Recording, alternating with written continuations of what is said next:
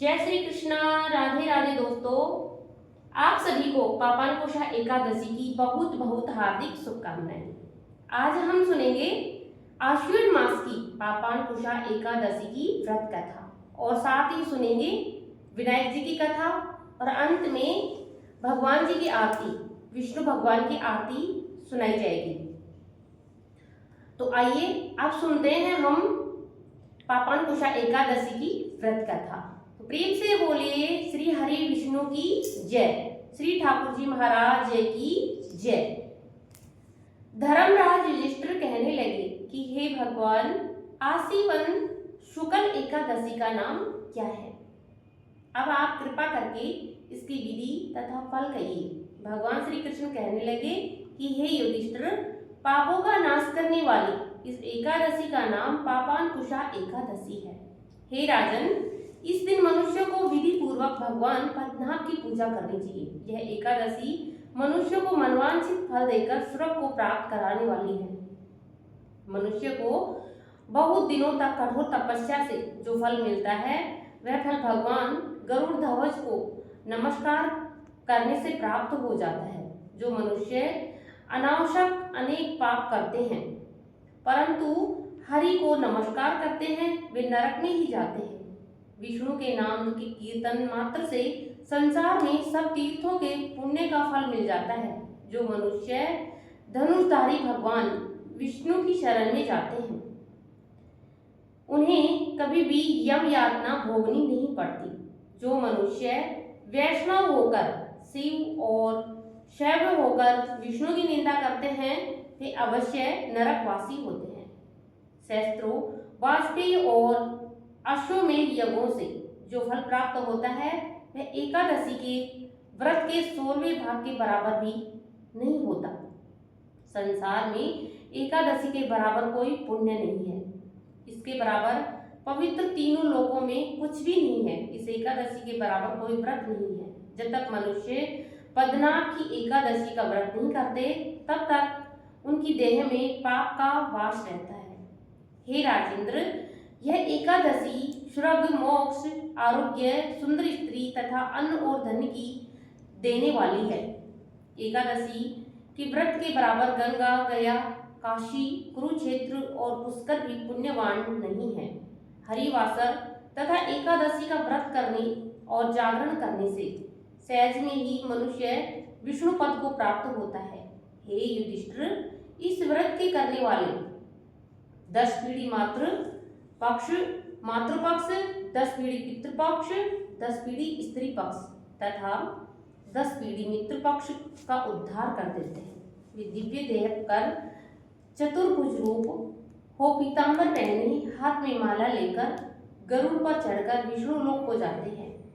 हे नृपोत्तम, बाल्यावस्था, युवा अवस्था और वृद्ध अवस्था में इस व्रत को करने से पापी मनुष्य भी दुर्गति को प्राप्त नहीं होकर सदगति को प्राप्त होता है। आश्विन मास की शुक्ल पक्ष की इस पापानकोशा एकादशी का व्रत जो मनुष्य करते हैं, वे अंत में हरिलोक को प्राप्त होते हैं तथा समस्त पापों से मुक्त हो जाते हैं। सोना, तिल, भूमि, गो, अन्न, जल, छत्री तथा जूती दान करने से मनुष्य यमराज को नहीं देखता। जो मनुष्य किसी प्रकार के पुण्य कर्म किए बिना जीवन के दिन व्यतीत करता है, वह लोहार की भट्टी की तरह सांस लेता हुआ निर्जीव के समान ही है। निर्धन मनुष्य को भी अपनी शक्ति के अनुसार दान करना चाहिए तथा धन वालों को सरोवर, बाग, मकान आदि बनाकर दान करना चाहिए। ऐसे मनुष्य को यम का द्वार नहीं देखना पड़ता तथा संसार में दीर्घायु होकर धनाढ्य, कुलीन और रोग रहित रहते हैं। भगवान श्री कृष्ण ने कहा कि हे राजन, जो आपने मुझसे पूछा वह सब मैंने आपको बताया। अब आपको और क्या सुनने की इच्छा है? आप इस एकादशी व्रत को बड़े ही नियम और पालन से करें और इसका पुण्य प्राप्त करें। भगवान हरि विष्णु सबकी इच्छाएं पूर्ण करते हैं और एकादशी का पूर्ण फल देते हैं। प्रेम से बोलिए एकादशी माता की जय। अब आप सुनेंगे विनायक जी की कथा। एक बुढ़िया माई थी, उसके एक बेटा और बहू थी। वह बहुत गरीब थे। बुढ़िया माई रोज गणेश जी की पूजा करती और गणेश जी हर रोज बुढ़िया से कहते कि हे बुढ़िया माई कुछ मांग ले। बुढ़िया माई कहती मैं क्या मांगू। फिर वह गणेश जी को रोज पानी चढ़ाने जाती और गणेश जी बोलते कि बुढ़िया माई कुछ मांग ले। तो गणेश जी बोलते कि मुझे कुछ नहीं मांगना है। तो गणेश जी बोले कि हे बुढ़िया माँ अपने बेटे से पूछ ले, बेटा बहू से पूछ ले। तो बुढ़िया माई घर गई और बेटे से बोली कि माँ बेटा मुझे गणेश जी बोलता है कि कुछ मांग ले। रोज जब मैं मंदिर जाती हूँ तो रोज एक ही बात बोलता रहता है कि हे बुढ़िया माँ कुछ मांग ले। तो मुझे कुछ समझ नहीं आ रहा है कि मैं गणेश जी बाबा से क्या मांगू। तो बेटा बोला कि माँ धन मांग ले। फिर बुढ़िया माँ बहू से पूछने लगी कि हे बहू मैं गणेश जी के पास रोज जाती हूँ पूजा करने, तो गणेश जी मुझे रोज कहते हैं कि माँ कुछ मांग ले। अब मुझे समझ नहीं आ रहा कि मैं क्या मांगू। अब तू ही बता मुझे गणेश जी भगवान से क्या मांगना चाहिए। तो बहू कहने लगी कि सासू जी पोता मांग लो। बुढ़िया माई ने सोचा कि बेटा बहू ने तो अपने अपनी मतलब की चीज मांग ली, तो पड़ोसन से जाकर पूछती हूँ। बुढ़िया माई पड़ोसन के पास चली गई और पड़ोसन के पास जाकर कहने लगी कि गणेश जी बाबा मुझे बोल रहा है कि कुछ मांग ले, तो मेरे को बता कि मैं पड़ोसन से कहने लगी कि मुझे बता कि मैं क्या मांगू। तो पड़ोसन बोली कि पगली क्यों तो तू धन मांगे और क्यों तू पोता मांगे। थोड़े दिनों की जिंदगी है, अपनी सुंदर काया मांग, अपने लिए कुछ मांग तू गणेश जी बाबा से।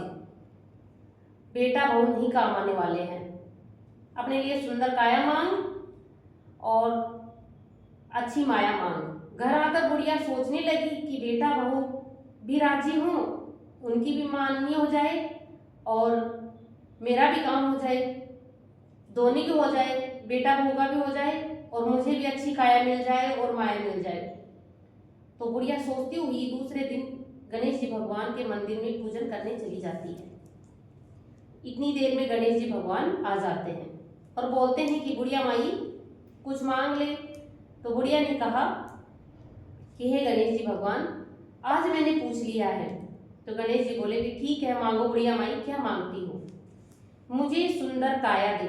बुढ़िया बोलने लगी कि मुझे सुंदर काया दे, सोने के कटोरे में पोते को दूध पीता देखूं, अमर सुहाग दे, निरोगी काया दे, भाई दे भतीजा दे, सारा परिवार दे, सुख दे मोह दे। गणेश जी ने कहा कि बुढ़िया माई तूने तो मुझे ठग लिया, तू तो बड़ी चालाक निकली, सब कुछ मांग लिया। अब बोला अब जैसा बोला है वैसा ही हो जाएगा।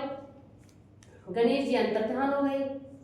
अब बुढ़िया माई के यहाँ सब कुछ वैसा ही हो गया, जो ही माई ने मांगा था उसके सब कुछ अन्न धन के भंडार भर गए, पोता भी मिल गया और खूब धन भी हो गया। गणेश जी महाराज जैसे बुढ़िया माई को दिया, कहते को सुनते को सभी को दो और सभी के घर में भंडार भरो। प्रेम से बोलिए गणपति महाराज की जय। ओम जय जगदीश हरे स्वामी